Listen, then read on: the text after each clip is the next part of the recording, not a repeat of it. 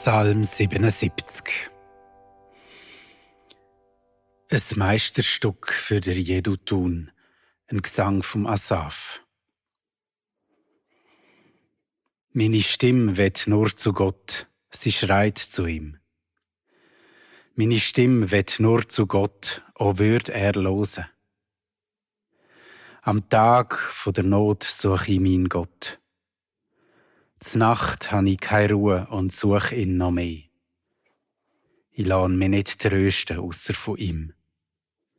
Kaum denke ich an Gott, muss ich schon heulen. Und wenn ich reden will, heulet es noch mehr. Ich liege wach und kann nicht mehr schlafen. Mir dröhlt alles, ich finde keine Ruhe. Ich denke an früher, an das, was vorbei ist, und sinne und denke, wie es war.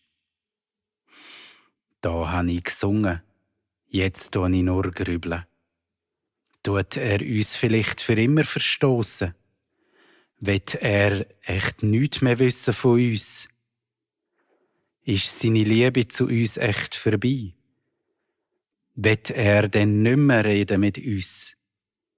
Hat er vergessen, barmherzig zu sein und in der Täube sein Herz verschlossen? Drum habe ich mir gesagt, es bringt mich noch dass Gott sich nicht mehr wie früher benimmt. Je, wenn ich an die Wunder denke von früher, an das, was du da hast, da unter uns, dann wird's mir grad elend. Und doch muss ich sagen, ach Gott, mein Gott, dein Weg ist gleich heilig. Wo gäbt's überhaupt noch einen Gott wie du? Nur du bist ein Gott, wo Wunder tut. Nur du hast den Völkern gesagt, wodurch. Nur du hast das letzte Wort. Du hast dein Volk befreit aus Ägypten, die Söhne vom Jakob und die vom Josef. Wo du beim Meer erschienen bist, hat das Wasser dich gesehen und ist verschrocken.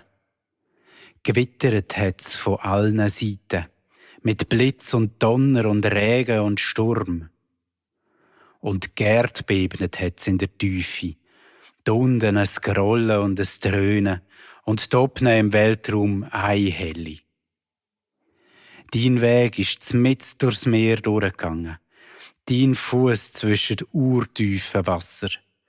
Keine Spur hat man nachher mehr gefunden davon. Grad wie ein Hirt bist du für dein Volk. Du selber hast es geführt mit dem Moses und mit dem Aaron seiner Hand.